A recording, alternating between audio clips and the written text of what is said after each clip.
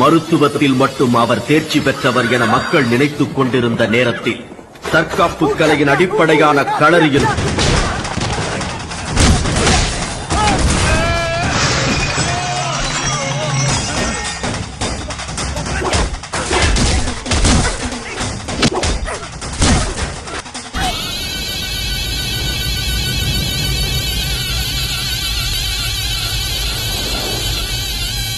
பார்வையால் ஒருவரை கட்டுப்படுத்தும் நோக்கு வர்மத்திலும் அவர் மகா யோகி என்று அவர்கள் அறிந்து கொள்ளும் நேரம் வந்தது. தங்களின் வாழ்நாளில் அப்படி ஒரு அதிசயத்தை கண்டிராத சீன மக்கள் தங்களுக்கும் அந்த தற்காப்பு கலையை கற்றுத்தரும்படி வேண்டினர்.